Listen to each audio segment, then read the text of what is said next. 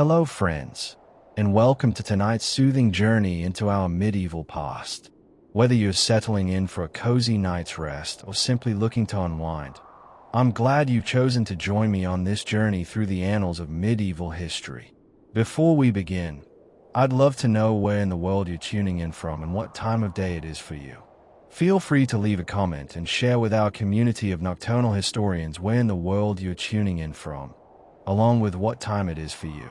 It's fascinating to see what far places of the earth these tales stretch to. And if you enjoy these calm historical narratives, please consider subscribing to the channel for more soothing stories from the past. Now, imagine being a young boy, barely past childhood, plucked from your family and thrust into a world of unforgiving discipline and endless demands. Cozy, right? Tonight, we're strapping you into the full medieval SQUIRE experience. No high drama, just the gnawing exhaustion, the constant low-level pain, the subtle rhythms of inevitable self-improvement, or at least survival, and the ingenious ways these young lads manage to endure, or at least delay their complete collapse. Path to knighthood, they say, more like years of mild torture and unrelenting service. The lives of these squires were a masterclass in resilience, routine, and a profound sense of duty that, honestly, was probably hammered into them with a blunt object. These weren't yet your heroes. These were the silent, often overlooked, and perpetually tired apprentices, the future backbone of medieval warfare and society.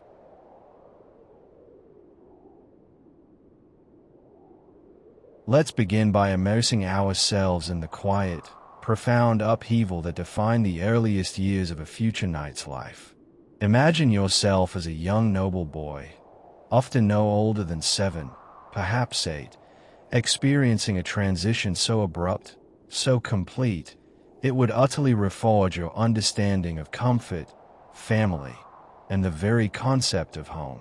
One moment, you are a child, nestled within the familiar, perhaps even doting, confines of your family's estate.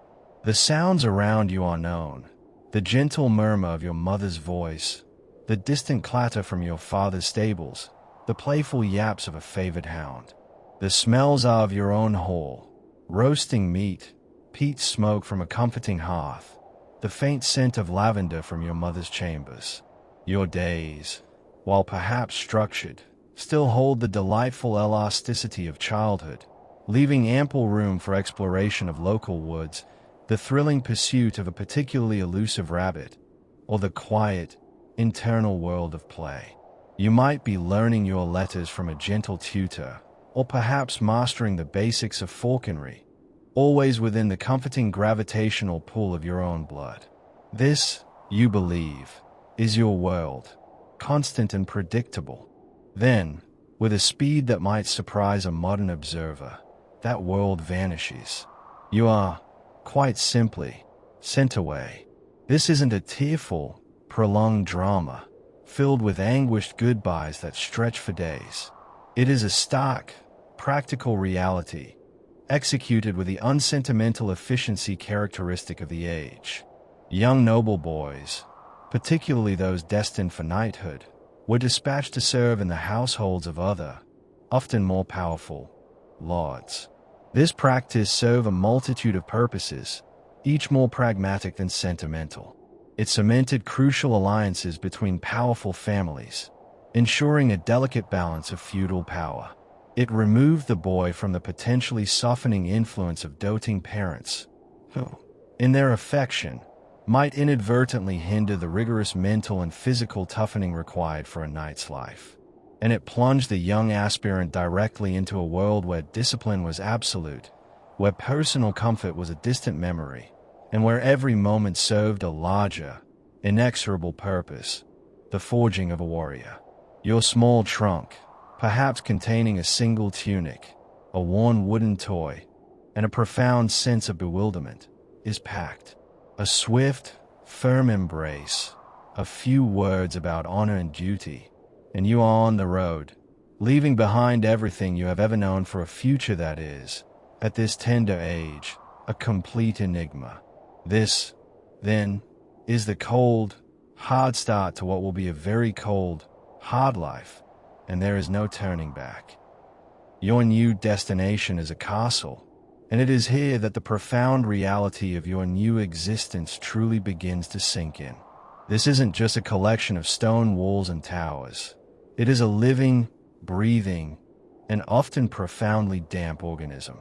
As a page, the lowest rung on the ladder to knighthood, you are plunged into its very sinews. The castle air itself becomes a complex tapestry of new sensations. The potent, earthy smell of horse and straw from the vast stables below, mingling with the metallic tang of the forge, the rich, savory aromas from the bustling kitchens, and the ever-present, slightly acrid scent of wood smoke from countless hearths. Beneath it all, a subtle, underlying dampness seems to cling to everything, seeping from the ancient stone walls, promising a life of chronic aches and quiet, persistent chill. The clatter of activity is ceaseless, the rhythmic thud of a blacksmith's hammer, the shouts of grooms, the hurried footsteps of servants, the distant, echoing clang of practice swords from the training yard. And within the Lord's private chambers, hushed whispers carry the weight of power, intrigue, and the daily decisions that govern this microcosm of feudal society. These are your new sensory landscapes, overwhelming and relentless. This forced, immediate immersion is designed to break down the lingering softness of childhood, to strip away any remaining illusions of ease, and to rebuild you into something tougher, more resilient, and indeed, perpetually aware of the pervasive dampness.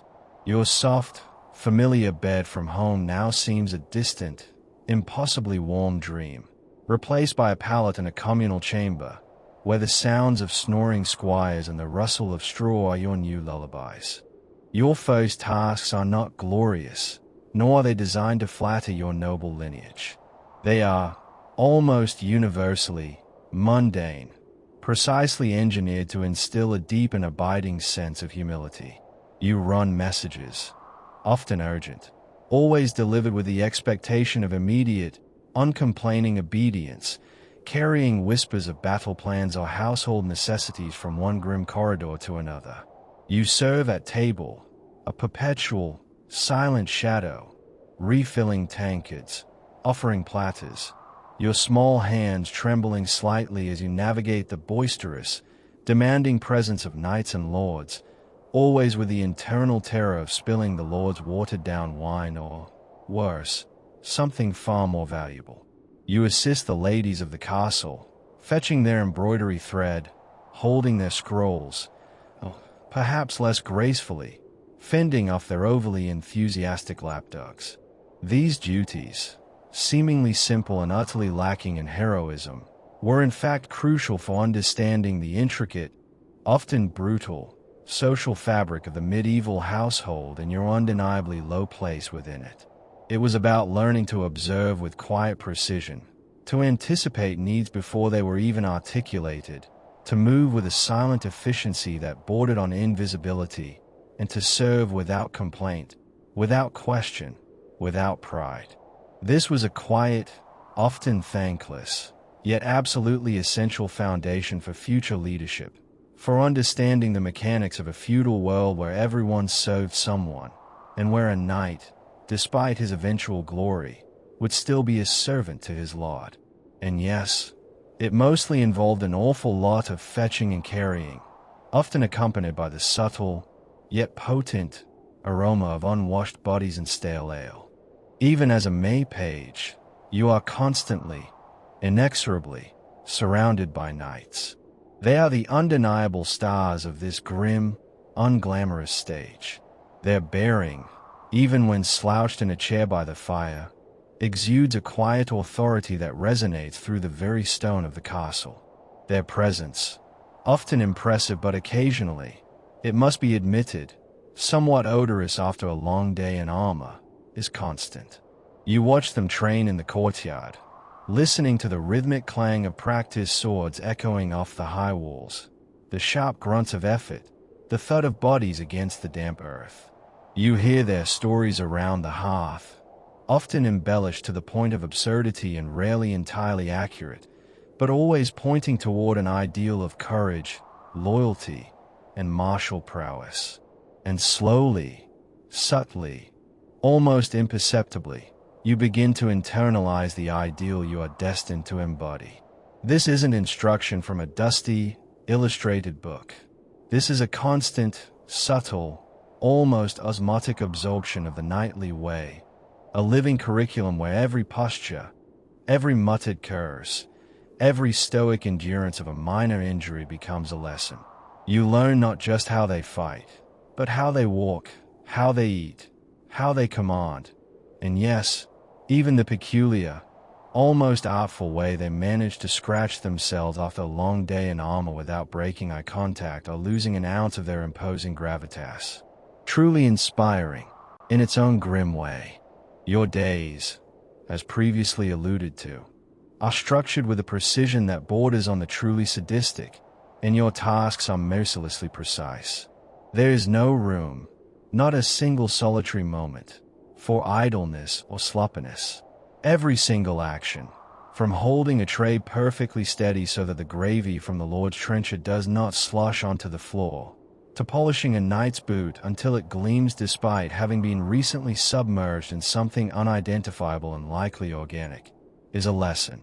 A lesson in discipline, in unwavering attention to detail, in the grim reality that mistakes have consequences in a world that tolerates very few of them. This airy, quiet inculcation of rigorous routine lays the groundwork for the relentless training that is yet to come.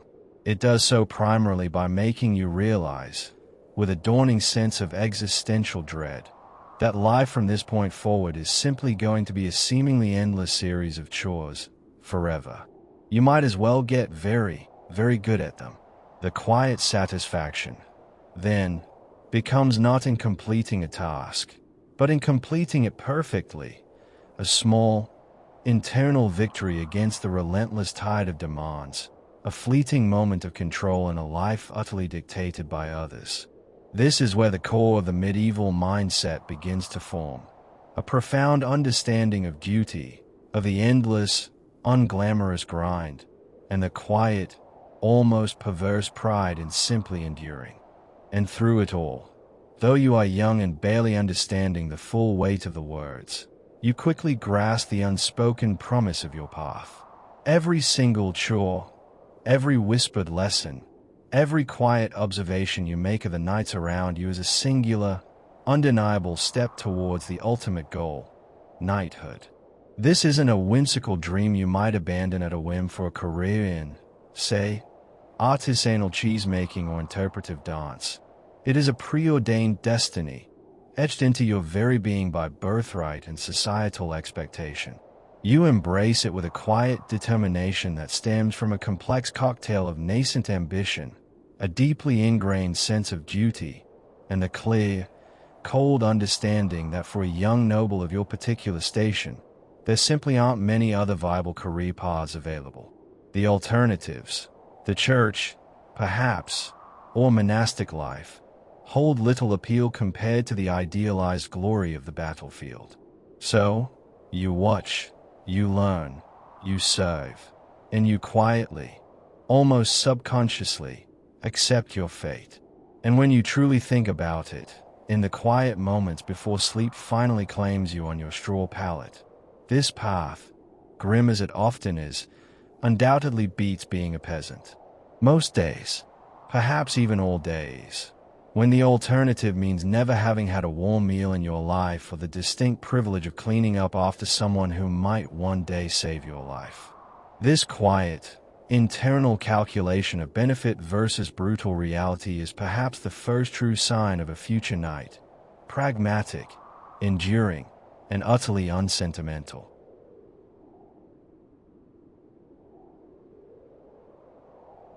Welcome to the soul-crushing, yet profoundly transformative, daily grind that defined the existence of medieval squire.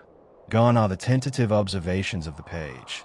Now you are fully immersed in a relentless cycle of physical conditioning academic pursuit, and meticulous personal service that shaped their every waking moment, revealing the ingenious brutality of their education. This wasn't merely training. It was a total remaking of the self, a slow, deliberate chipping away at softness until only a hardened, functional instrument remained. Your day, like almost every other day of your adolescence, began early, often before the first hint of false dawn painted the eastern sky.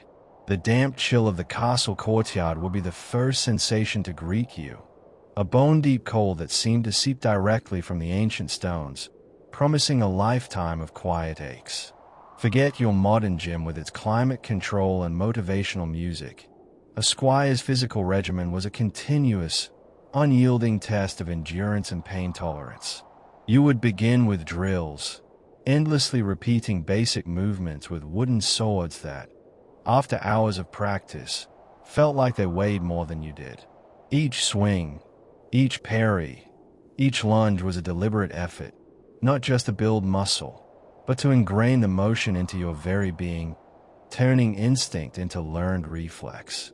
There was wrestling in the date, the grunts of effort mingling with the thud of bodies, designed to teach balance, leverage, and how to effectively incapacitate an opponent without the luxury of sharp steel.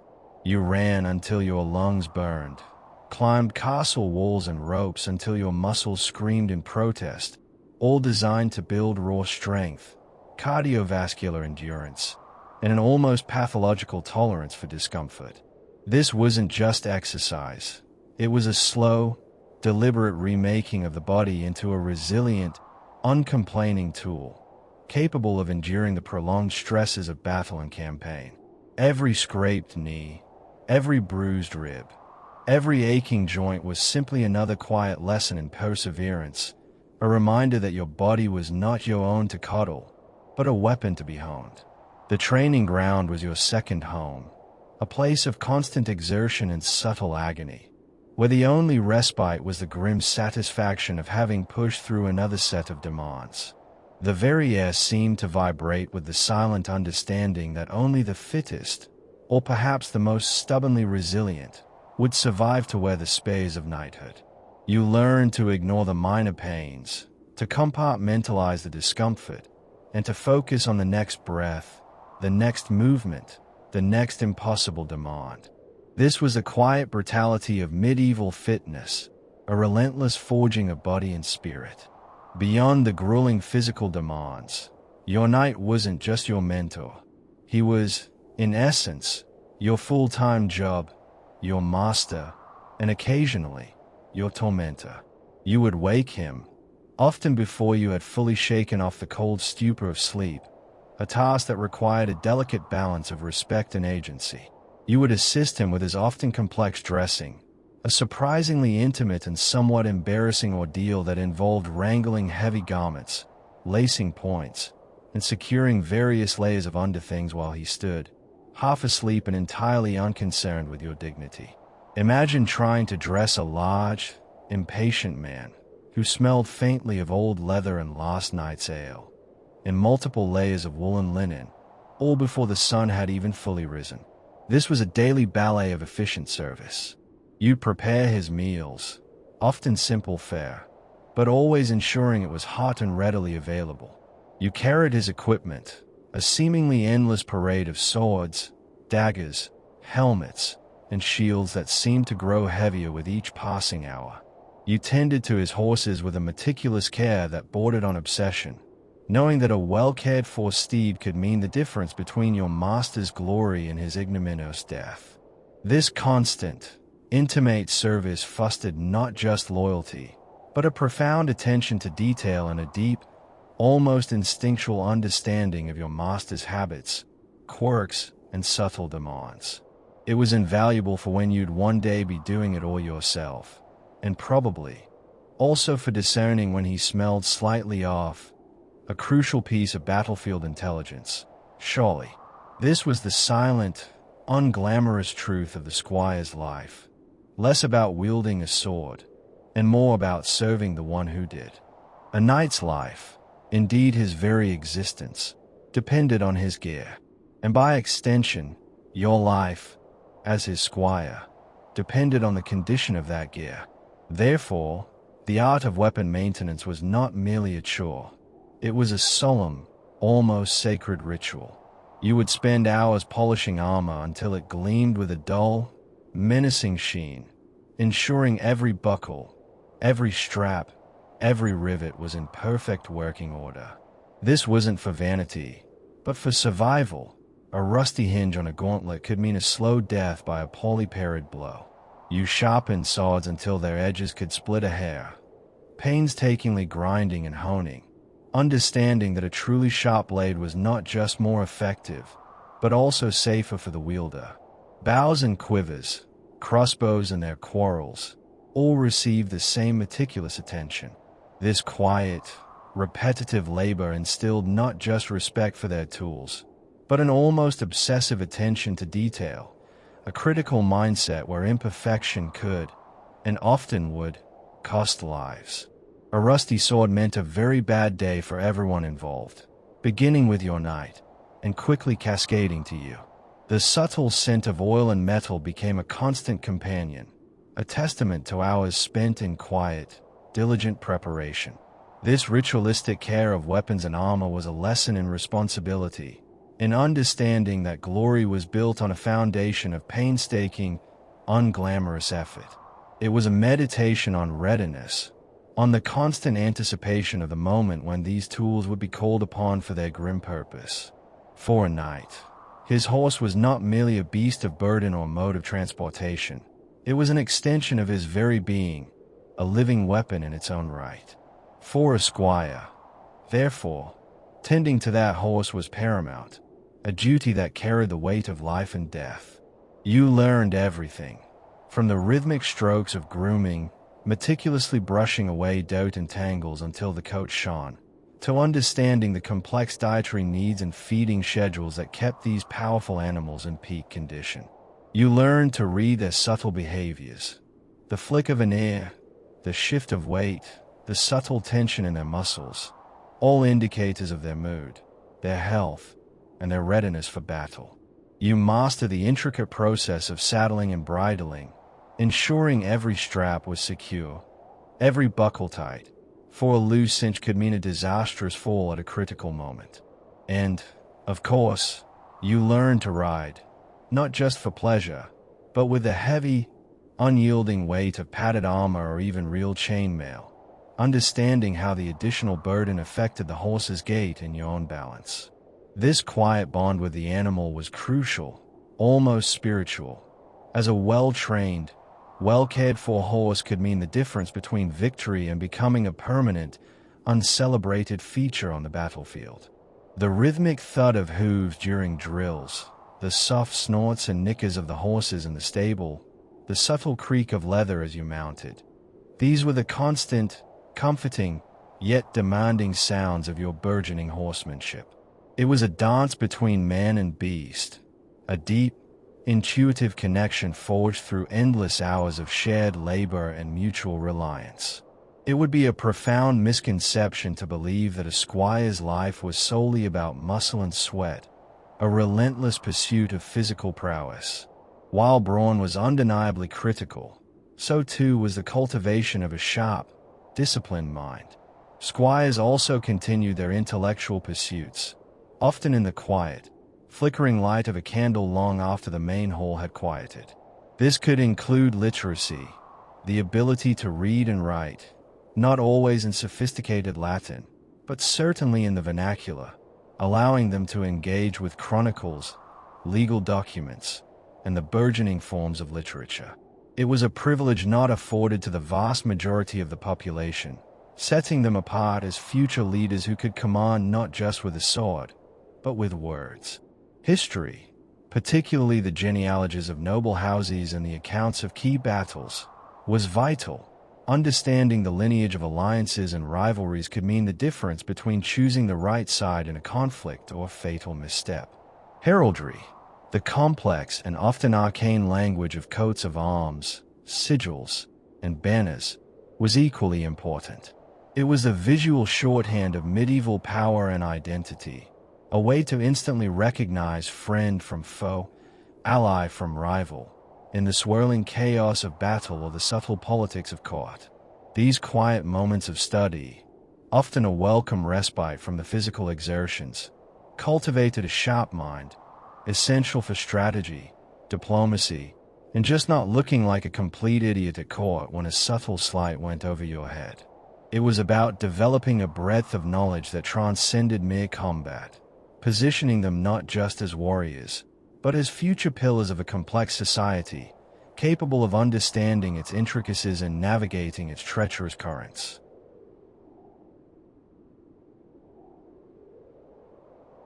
And so, every seemingly small, repetitive task, every seemingly mundane chore, became another brick in the towering wall of their training. From cleaning latrines. Yes, really, the unsavory reality of medieval sanitation was a constant companion, to fetching water from the castle well, lugging heavy buckets of it back to the kitchens or laundry. These daily rhythms built an incredible, almost superhuman capacity for perseverance and adaptability. The sheer predictability of their routine, the unwavering sameness of each day's demands, was a form of discipline in itself. It cultivated a profound, internalized sense of duty that whispered, "Just keep going. It'll probably get worse before it gets better." Probably. There was no escape, no easy way out. Only the relentless passage of time marked by the next task, the next obligation. This repetitive, unglamorous labor instilled a deep-seated resilience, a quiet acceptance of hardship as the norm rather than the exception. It was in these thousands of small, unheroic moments that the future knight was truly forged, learning not just how to wield a sword, but how to endure, how to save, and how to find a grim satisfaction in the quiet mastery of the utterly uninspiring. They learned that greatness was not a sudden burst of brilliance, but the cumulative effect of ceaseless, unyielding effort, day after monotonous day. The silence of their commitment was their loudest declaration, a testament to a spirit that refused to break, even when every fiber of their being screamed for rest, for comfort, for the fleeting illusion of ease. They learned to function when exhausted, to think when bored, and to simply keep moving forward, propelled by a silent, internalized understanding of their inevitable destiny.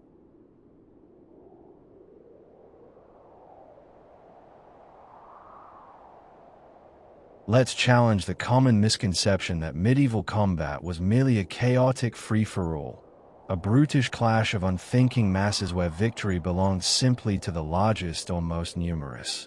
To truly understand the making of a knight, we must dive into the surprising nuance, the calculated discipline, and the quiet intellectual foresight that characterize a squire's martial training. This was not simply about swinging a heavy object. It was a methodical approach to the grim business of battle, a continuous education in a deadly, demanding art. The romanticized image of the knight, charging headlong into a melee with little thought beyond brute force, utterly fails to grasp the years of precise, often subtle, training that cultivated their deadly effectiveness. A squire's sword training, for instance, was far from the wild, uncontrolled flailing you might envision. It was, in fact, a precise, almost elegant discipline, a carefully choreographed dance of death. Imagine yourself in the training yard, the rhythmic clang of blunted steel against blunted steel echoing off the castle walls, a constant soundtrack to your adolescence. It wasn't just about raw power in the swing. It was about balance, maintaining a stable, unyielding stance even as you moved rapidly across uneven ground. It was about intricate footwork, the subtle shifting of weight to gain an advantage, to dodge a blow, to create an opening. You learned feints, the deceptive movements designed to draw out an opponent's parry, leaving them vulnerable to the true attack. Each sparring match, often with heavy wooden swords or blunted steel that still delivered a bone-jarring impact, taught you controlled aggression, the ability to unleash fury with precision rather than mindless rage. You learn stamina, the grim necessity of maintaining your focus and your strength through prolonged exchanges. And critically, you learn the art of anticipating a blow, a quiet, almost intuitive reading of your opponent's posture, their breathing, their subtle shifts in weight, allowing you to react before the attack fully materialized. This was a quiet, deadly ballet of steel and intent, where every movement was purposeful, every parry a calculated response, every strike aimed not just to wound, but to incapacitate or to kill. The focus was on economy of motion, on the most effective path to victory, rather than flamboyant display. The quiet satisfaction of landing a perfectly executed thrust or a well-timed block, even with a blunted weapon, was a fleeting reward for countless hours of repetitive, exhausting practice. You learned to control your breath, to channel your fear, and to fight with a cold, almost detached efficiency. But knights, and therefore squires, didn't just use swords. The battlefield was a varied and demanding environment, requiring versatility and adaptability. So, squires also trained extensively with a diverse array of other weapons, each with its own unique rhythm and purpose. There were spears, often the primary weapon of infantry and early cavalry charges, teaching you the power of reach and the importance of bracing against a heavy impact. You'd practice with lances, those formidable instruments of the mounted charge, learning to couch them under your arm, bracing for the bone-shattering impact of a joust or a battlefield collision.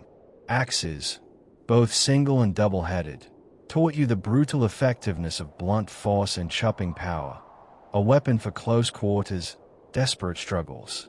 And sometimes, depending on the lord and region, you train with bows or crossbows, developing the quiet discipline of archery, drawing the string, aiming, controlling your breath, and releasing with precision.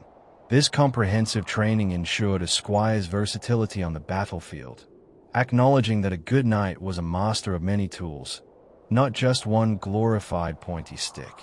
It was an understanding that the right weapon for the moment could mean the difference between life and death, and that a truly competent warrior adapted to the demands of the conflict.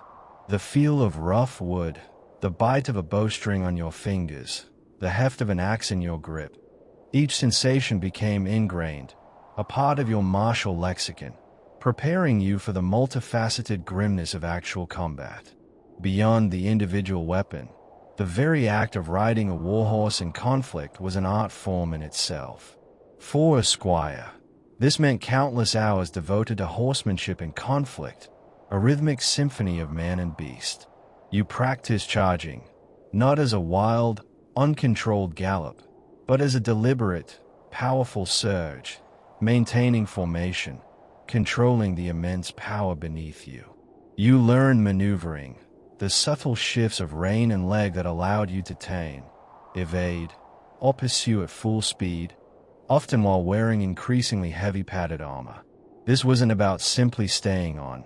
It was about fighting from horseback, delivering blows, parrying, and maintaining control of your steed simultaneously. The thud of hooves on packed earth, the rhythmic creak of leather from the saddle and bridle, the snorts and grunts of the powerful destriers. These were the immersive sounds of your coming mastery. Every subtle shift in your weight, every quiet command to your horse, every minute adjustment of your grip on the reins could mean the difference between a successful charge and becoming an easy target on the ground. This training forged an unbreakable bond between rider and mount, an intuitive understanding where the horse became an extension of the knight's will, a crucial and formidable partner in the dance of battle. The sheer physical exertion of controlling a powerful warhorse in a simulated combat scenario was immense, demanding not just strength, but an almost telepathic connection. The battlefield, for all its apparent chaos, was more than just a place for brute muscle to clash. It was, in its own grim way, a chessboard, and squires were taught to understand its complex moves. Beyond individual fighting skill, you learned tactical thinking, observing your knights in mock battles, understanding the significance of formations, the devastating potential of flanking maneuvers, and the crucial role of communication on the field, often nonverbal, a series of hand signals or subtle movements that conveyed complex instructions amidst the din. This quiet, intellectual study of warfare transformed them from mere combatants into strategic assets, capable of adapting to the unpredictable chaos with a calm, discerning eye. You absorbed lessons on terrain, understanding how a small rise or a hidden ditch could turn the tide of a skirmish. You learned the importance of supplies, of morale, of the subtle interplay between individual prowess and collective action. This was the quiet art of war, a mental engagement as demanding as any physical one. You were learning to see the bigger picture, to anticipate the enemy's moves, and to contribute not just with your sword arm, but with your developing strategic mind. It was a preparation for leadership, for the day when you would not just follow orders, but give them, and understand the profound implications of every tactical decision. The mental exhaustion after a session of tactical discussion or a mock battle could be as profound as the physical, a testament to the complex, multi-layered demands of medieval warfare.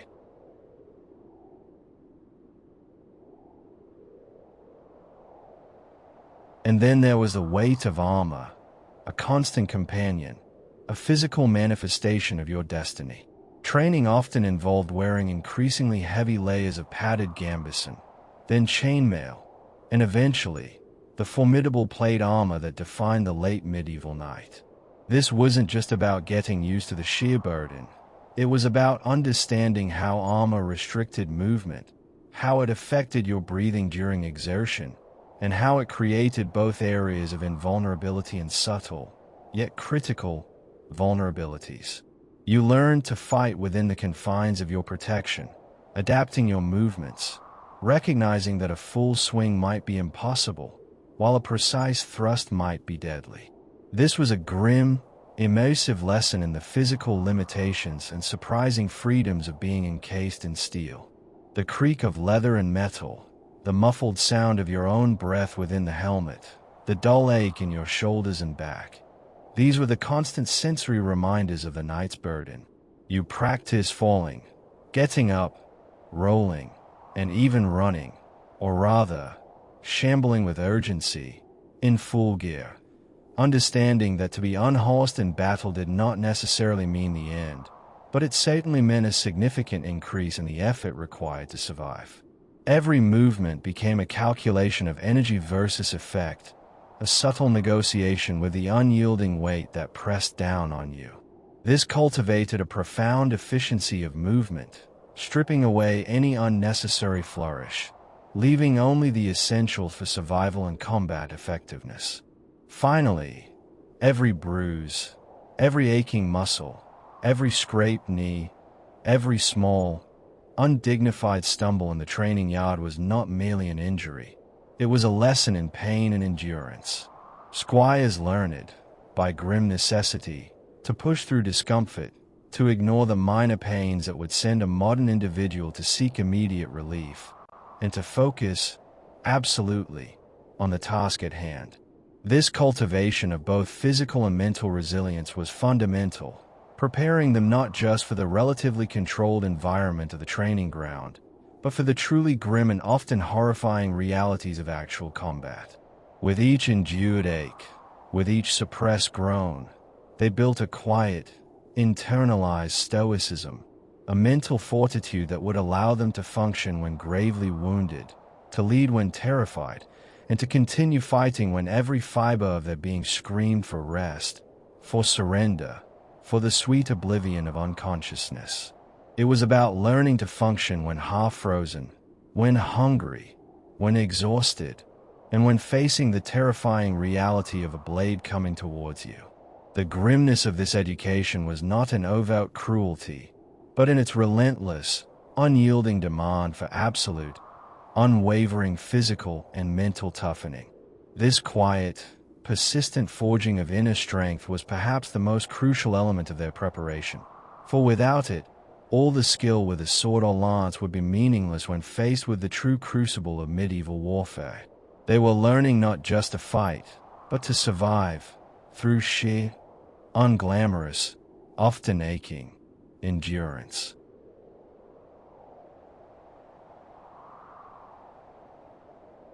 It would be a profound and rather dangerous error to assume that the rigorous training of a medieval squire was solely about brute strength, about the endless clang of steel and the sweat of physical exertion. While the body was undeniably honed into a weapon, the mind, too, was a crucial battlefield, cultivated with an often surprising breadth of knowledge and a complex ethical framework.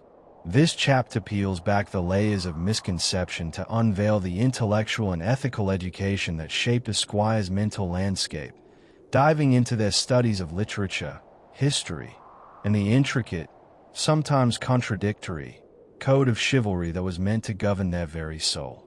It was in these quieter moments, amidst scrolls and hushed discussions, that the true knightly ideal began to take root, transforming a mere fighter into a leader capable of more than just wielding a blade. Beyond the sword, there was the undeniable power of the pen, a tool perhaps less overtly dramatic but equally vital in the complex tapestry of medieval society.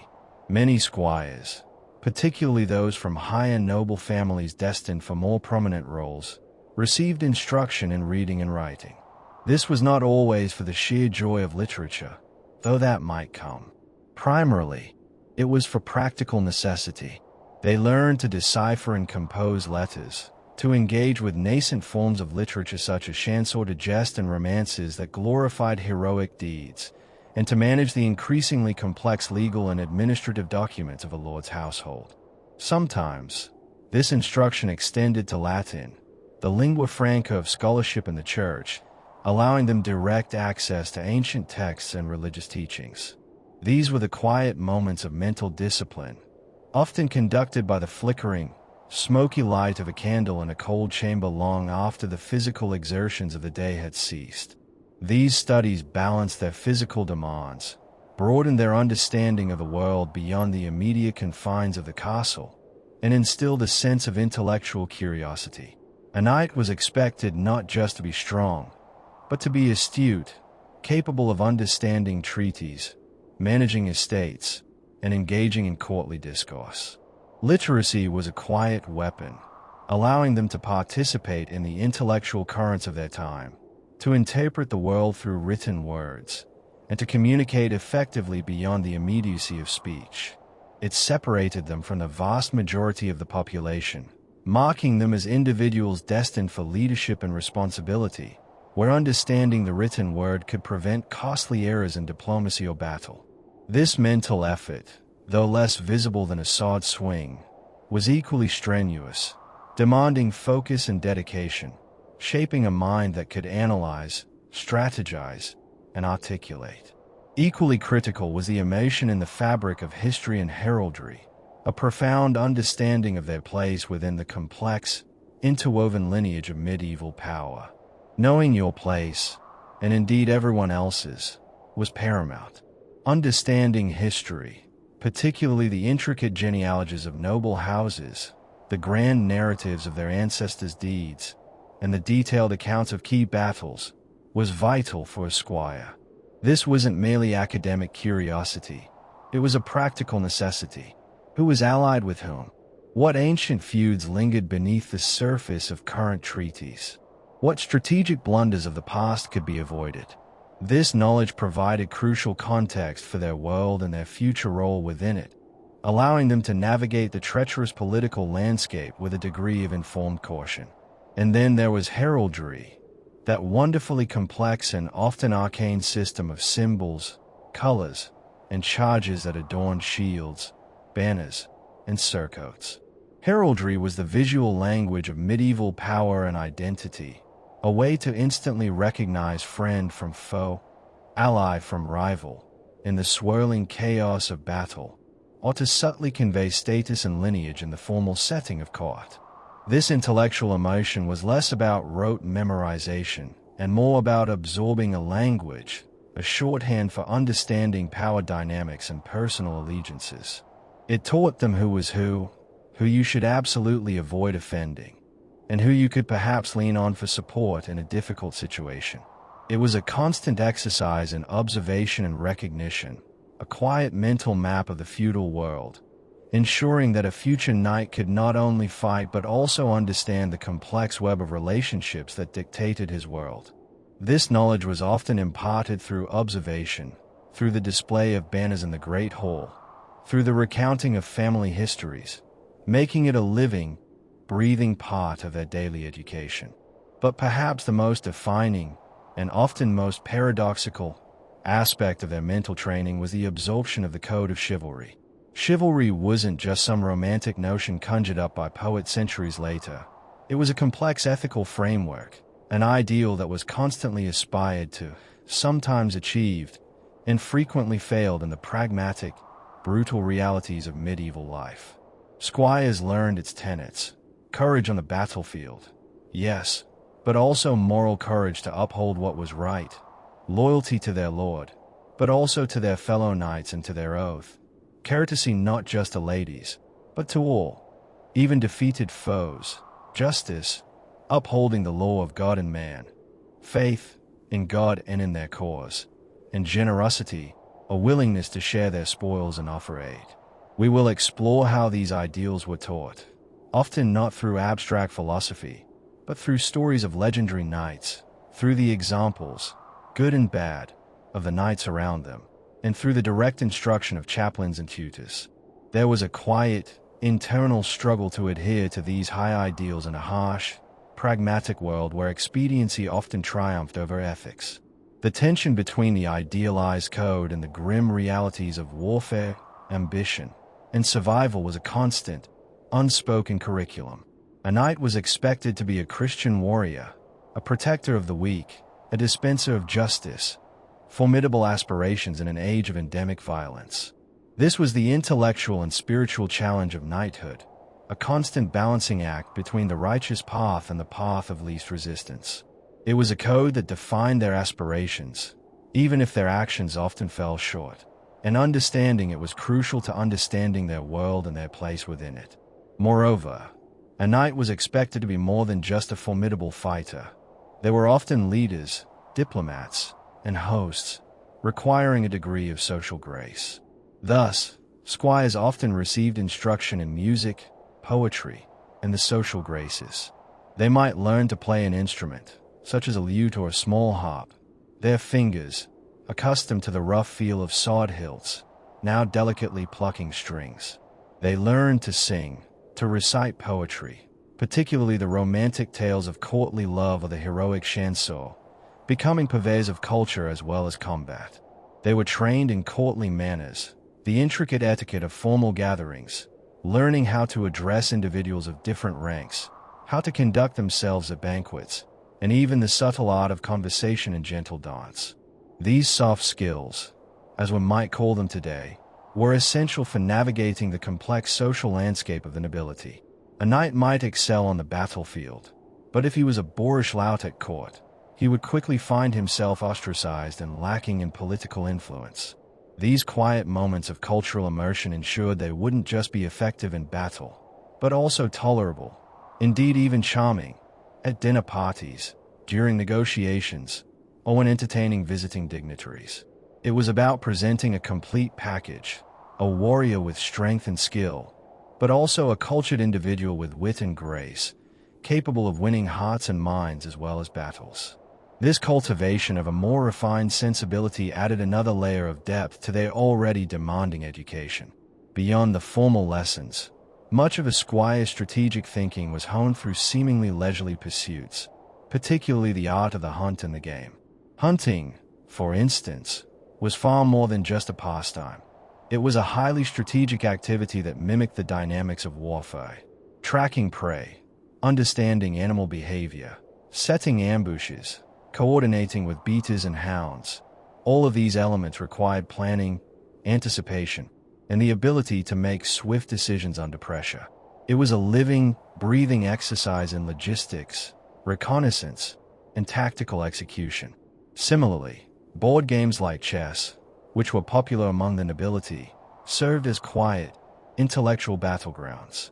These games honed their ability to plan several moves ahead, to anticipate an opponent's strategy, to sacrifice a piece for a greater gain, and to adapt to unforeseen circumstances. These seemingly innocent pastimes were in fact powerful tools for the development of a tactical mind, making them sharp even when they weren't consciously studying military theory. They cultivated patience, foresight, and the cold, calculating logic necessary for command. The quiet intensity of a chess match, the silent concentration required to track a deer through dense woods. These moments contributed profoundly to their mental acuity, shaping them into individuals capable of complex thought under duress.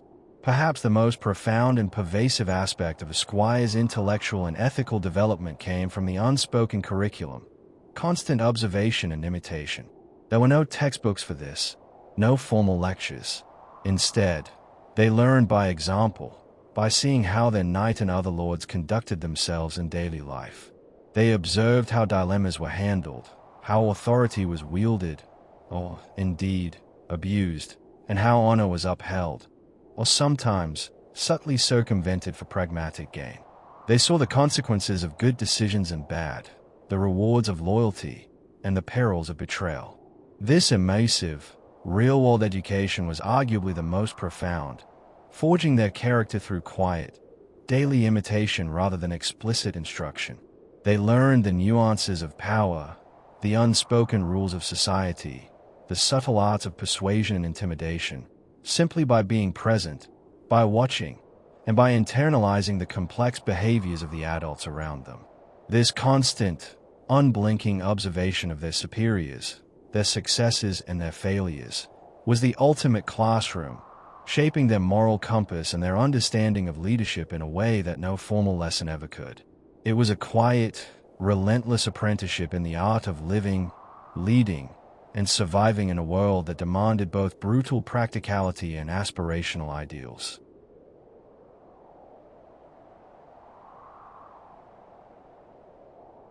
Now, let's thrust ourselves beyond the relatively structured, if relentlessly demanding, confines of the castle walls and into the raw, often unforgiving realities of life on the move. This chapter takes us into the squire's indispensable, often grueling, role during military campaigns and the flamboyant, yet undeniably dangerous, spectacle of tournaments. We'll emphasize the raw sensory details of medieval travel and the quiet, internal experience of supporting a knight in these high-stakes, deeply immersive environments, revealing the sheer amount of unseen effort that underpinned the shining facade of chivalry. The reality of the road, on campaign, was a far cry from the comforting, if damp, familiarity of castle life. Forget any romantic notions of knights riding gallantly through sun-dappled glades. Imagine, instead, the mud, the dust, the relentless, bone-jarring trek that was the true experience of medieval travel. As a squire, you were not merely accompanying your knight. You were an integral part of the logistical machinery of a moving army. Your responsibilities were endless and often thankless. You were responsible for setting up camp each evening, a frantic race against the fading light to erect tents, build makeshift shelters, and prepare a semblance of order in a temporary wilderness. You foraged for supplies, often with very little success in a landscape already picked clean by previous companies, scrounging for firewood, edible plants, or anything that could supplement the meager, often moldy, rations.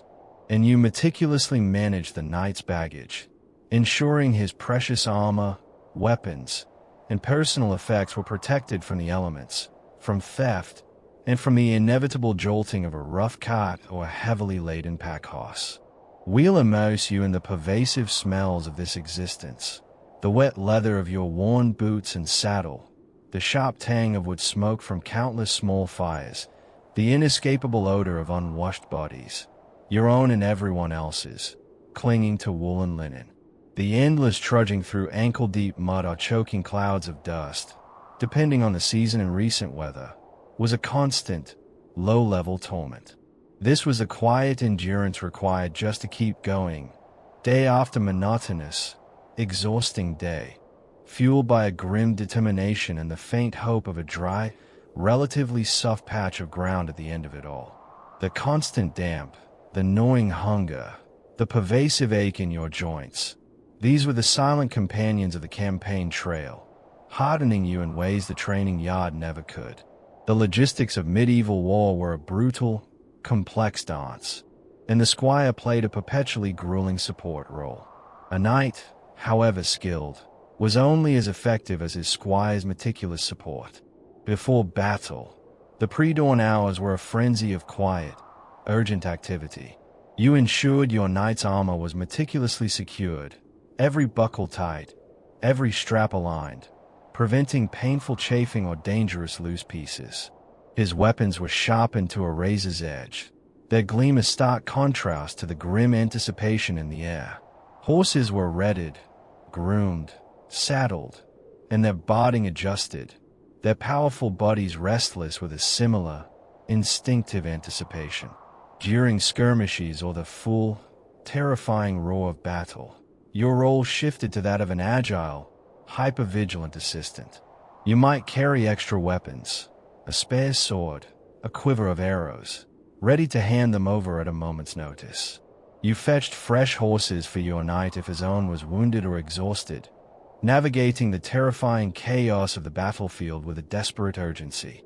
In the worst moments, you might even be tasked with pulling your knight from immediate danger, dragging him to safety if he was unhorsed or gravely wounded, a Herculean effort amidst the press of bodies and the clang of steel. This was a ballet of silent, efficient support, where a moment's hesitation, a fumbled strap, or a missed signal could mean disaster, not just for your lord, but for you. The constant awareness of your knight's position, his needs, his peril, burned in your mind, overriding your own fear. It was a profound test of loyalty and competence, conducted under the most extreme pressure, where life and death hung in the balance of your every quick, precise action. While battles were grim, deadly affairs, tournaments were spectacles of a different order, yet equally demanding for a squire. Imagine the sensory chaos of the tournament grounds, the thundering hooves of charging war horses making the very ground tremble, the splintering lances sending shards of wood flying through the air with a violent crack, the roar of the crowd, a visceral wave of sound that rose and fell with each successful hit or dramatic unhorsing. Beneath it all, the pervasive smells of the jousting lists, hot horse sweat, polished leather, the metallic tang of fresh blood from a minor injury, mingling with the cooking fires and the excited chatter of the spectators. As a squire, you were perpetually in motion, a quiet, frantic dance amidst the pageantry. You managed the knight's formidable jousting lances, handing him a fresh one after each pass, ensuring it was balanced and ready. You offered him water, wiping the sweat from his brow, a brief moment of respite in the overwhelming heat of armor and exertion. You helped him don and doff his impossibly heavy tournament armor, a specialized suit designed for impact, often requiring several squires to manage. And, perhaps most grimly, you tended to any injuries, quickly assessing the damage, staunching blood, or assisting the squires of the other knight if the impact had been particularly severe. This was the unglamorous, tireless support that made the spectacle possible, a constant state of readiness and efficient action, a testament to the squire's unwavering dedication beneath the glittering surface of chivalry. Beyond the immediate dangers of combat and the lists, travel itself presented a myriad of hidden dangers that honed a squire's survival instincts beyond mere combat prowess. Long journeys between castles, across wild lands, or through dense forests were not simply passages from one point to another. They were perilous undertakings. Squires learned to scout ahead, to read the terrain for potential ambushes, to identify choke points where bandits might lie in wait. They were taught to maintain constant vigilance against hostile locals, rogue knights, or simply the unpredictable dangers of the wilderness itself. The long, silent watches in unfamiliar territory, the subtle sounds of the night magnified by apprehension, the rustle of leaves, the distant cry of an animal, all contributed to a constant, low hum of anxiety that was an integral part of their education and survival. They learned to sleep lightly, to be aware of their surroundings even in moments of rest, and to react instantly to any perceived threat. This constant state of alert fostered a deep sense of self-reliance and a nuanced understanding of the landscape, preparing them for the myriad of threats that lay beyond the confines of a fortified castle. It was a quiet, relentless psychological toughening, a pervasive sense of caution that became second nature, a necessary shield in an unpredictable world. One of the grimmer, yet essential, aspects of the squire's field experience was tending to the wounded, a grim necessity born of a violent age. After battles or particularly brutal jousts, squires often assisted in tending to the wounded, both their own knight and, if the situation allowed, other combatants. This was not formal medical training, but practical, visceral work. You learned how to staunch bleeding with bandages, how to apply rudimentary splints to broken limbs, and how to carry the injured, often heavy, bodies of men from the field, navigating the horrifying tableau of stillness that followed the chaos of combat. The sight of blood, the sound of groans, the pervasive smell of fear and suffering, these became grimly familiar. These quiet, visceral moments provided a stark, unforgettable education in the true cost of glory and the profound fragility of life. They underscored the brutal reality that chivalry, for all its ideals, existed in a world where lives were brutally cut short, becoming mere footnotes in a ledger of survival. There was no room for squeamishness, only the cold, hard demand for action and utility, for alleviating suffering where possible, and for recognizing the inevitable tally of the dead. It was a lesson in the unglamorous aftermath of violence, forging a quiet, almost detached resilience in the face of profound human suffering. Each campaign, each tournament, each long, arduous journey solidified a squire's evolution of resilience. They learned to adapt to profound discomfort, to perform under extreme pressure, and to maintain their composure amidst chaos and fear. These experiences were the quiet, incremental steps that transformed them from apprentices, however well-trained, into truly hardened, capable individuals, ready for the immense weight and responsibility of knighthood.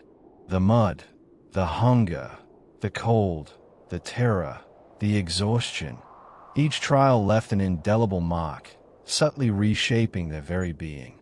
They learned that the human spirit, when pushed to its limits, could find reserves of strength previously unimagined.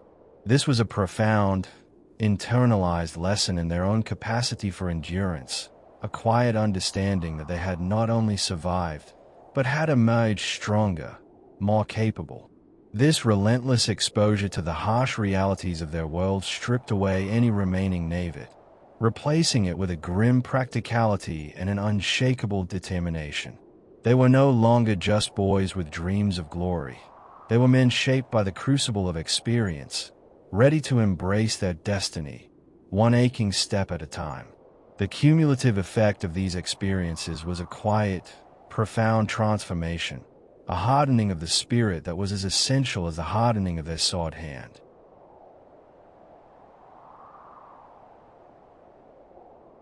This final chapter brings us to the profound culmination of the squire's arduous journey, the quiet, solitary vigil and the solemn knighting ceremony. It is the threshold of a new life, a profound transition from the years of unglamorous toil to the mantle of a warrior and a leader.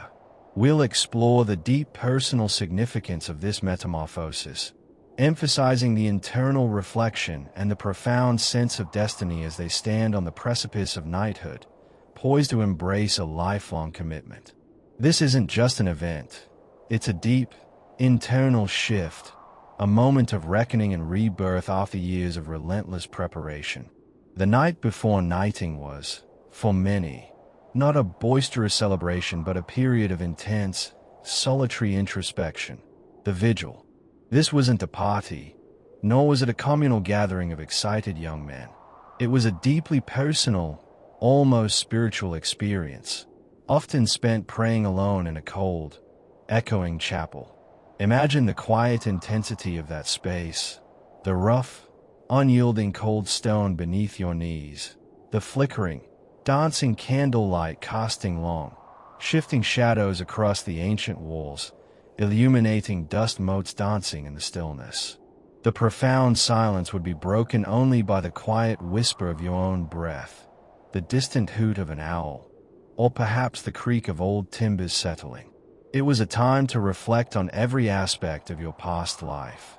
Your childhood, now a distant memory, your years of grueling training, the countless hours of sweat and pain, your failures, the moments of weakness or inadequacy that have been brutally corrected, and, perhaps most overwhelmingly, the immense responsibility awaiting you. This wasn't just a ceremony. It was a quiet, almost spiritual cleansing, a stripping away of the boy you were, preparing for the man you were about to become. You'd likely reflect on your oaths, on the ideal of chivalry so often spoken of, and on the very real dangers that lay ahead. The quiet weight of mortality, a constant companion in medieval life, would press in. This solitary reflection, often lasting through the entire night, was designed to cultivate humility, foster inner strength, and ensure that the aspiring knight fully grasped the gravity of the vows he was about to take. It was a profound, internal dialogue, a silent accounting of a life lived and a life about to begin, a stark moment of reckoning with oneself and one's God. During this solitary vigil, often laid before the altar, were the very tools of the squire's future trade, the weight of his arms. This wasn't just a display for aesthetic pleasure. It was a profound symbolic act, a moment for the aspiring knight to contemplate the physical manifestations of his coming duties. He would gaze at the steel of his sword, cold and unyielding, its sharpened edge a testament to countless hours of grinding and honing, understanding the grim purpose it served, to protect, to defend, but also, inevitably, to end lives. The gleaming surface of his armor, polished to a mirror-like finish, would reflect the flickering candlelight, each plate a reminder of the blows it was meant to deflect, the brutal impacts it would absorb. This was a moment to internalize the true weight of these objects, not just their physical heft, but the weight of the lives they might protect or tragically, brutally end. He might pick up his gauntlets, feel the cold metal, and imagine the grip of his hand around a sword hilt in the heat of battle. He might run his fingers along the smooth, cool surface of his helmet, a silent acknowledgement of the protection it offered and the claustrophobic world it would create. This contemplation was a quiet, almost meditative process, reinforcing the seriousness of his path. It was about forging a deep, visceral connection to the instruments of his future, a silent vow to master them, to respect them, and to wield them with both skill and purpose. This intimate communion with his arms was a final, internal preparation for the brutal realities of the world he was about to fully enter. As the first faint streaks of gray lightened the chapel windows, signaling the dawn of a new self, it also marked the symbolic, profound end of the squire's period of servitude. The first weak rays of light cutting through the stained glass, illuminating the dust motes dancing in the cool air, were a powerful metaphor for the new chapter beginning. It was a quiet, personal rebirth, a shedding of the skin of the apprentice, leaving behind the years of chores, the endless drills, the relentless demands of service. In its place, the mantle of the warrior was about to be bestowed. This wasn't a sudden, magical transformation, but the culmination of a decade or more of deliberate, painful growth. The internal shift was profound, a sense of having passed through a crucible, emerging reshaped and ready. The exhaustion of the vigil would be present, but beneath it, a current of resolve, perhaps even a quiet thrill of anticipation. This dawn represented not just the start of a new day, but the beginning of a new identity, a new status, a new purpose. It was a moment of profound internal shift, a quiet recognition that the years of preparation had led to this very precipice, and there was no going back, only forward, into the blinding light of his ordained destiny. The knighting ceremony itself, though profound in its significance, was often far less a grand, theatrical spectacle than the movies portray, and more solemn, measured ritual. It was a testament to the quiet power of tradition and the gravity of an oath. The dubbing, the most iconic moment, would occur perhaps in the great hall, or even still within the chapel, before his lord, fellow knights, and often a spiritual figure. The aspiring knight would kneel, head bowed, before his lord. The striking of the sword upon the shoulder, sometimes 3 gentle taps, sometimes a single, firm blow, was accompanied by the solemn pronouncement, "Be thou a knight." Each act was imbued with centuries of tradition and meaning, a direct link to a lineage of warriors stretching back into the mists of time. There would be an oath, perhaps sworn upon a Bible or a holy relic, a quiet, fervent promise of loyalty, bravery, and adherence to the tenets of chivalry. We can almost hear the measured movements, the hushed tones of the assembled witnesses, and feel the almost tangible weight of the moment, making it feel less like a performance for an audience and more like a sacred, unbreakable pact between the new knight, his lord, his god, and his destiny. There was a quiet dignity to it, a powerful simplicity that underscored the seriousness of the transition. Following the dubbing, often immediately after, came the bestowal of the knight's belt and spades, symbols of a new life. These were not just about adornment. They were potent, practical symbols, imbued with deep meaning. The belt, cinched around his waist, represented the goat sword, the constant readiness for combat, the capacity to defend himself and his lord at all times. It was a symbol of his preparedness, his martial prowess, and his constant vigilance. The spades, fastened to his boots, were equally significant. They represented the ability to ride into battle, the mastery of horsemanship, and the swiftness required in a charge or pursuit.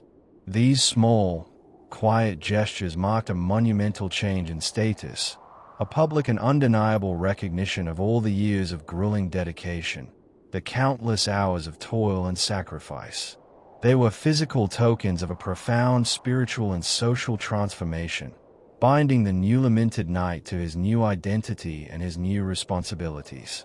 The feeling of the belt settling around his waist, the click of the spades against his heels. These were subtle sensations, yet they carried the immense weight of expectation and achievement, completing the transformation from squire to full knight.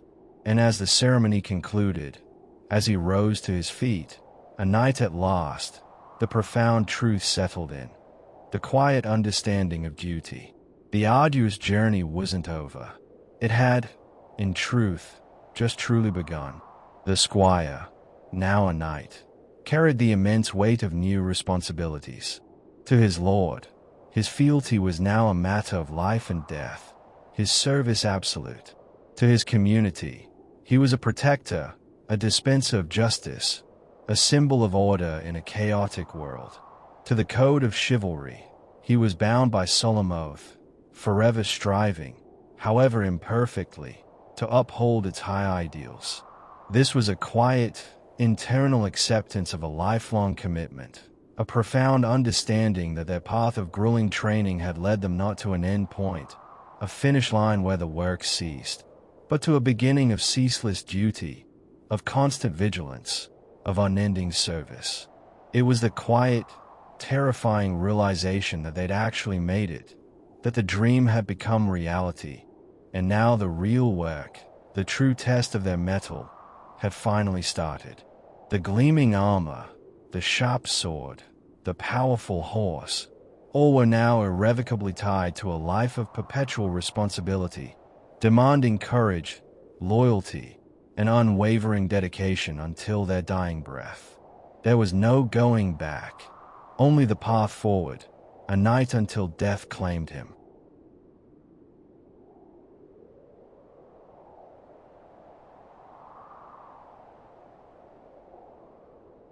We've peeled back the layers of romanticized notions, dragged you through the bone-deep cold of early morning drills, the gnawing hunger of long campaigns, and the sheer, mind-numbing repetition of endlessly polishing armor. You've heard the thud of blunted swords, smelled the sweat and leather of the training yard, and perhaps even felt the phantom ache of 100 bruises. We've seen their transformation from innocent boys into hardened warriors and principled leaders, forged not by destiny alone, but through relentless discipline, quiet endurance, and a profound, often reluctant, sense of duty. We've highlighted the subtle strength found in unwavering commitment, and the deep roots of chivalry that sprang from years of sweat and toil, rather than from some poetic inspiration. These squires weren't the figures who inspired ballads or had their heroic deeds emblazoned across stained glass. Not yet, anyway.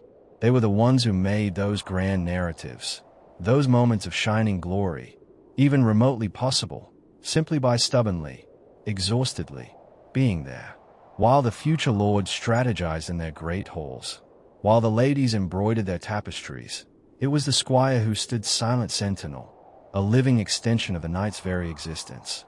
Their unwavering service meant the difference between a shining charge and a fumbled weapon, between a valiant stand and a knight left vulnerable.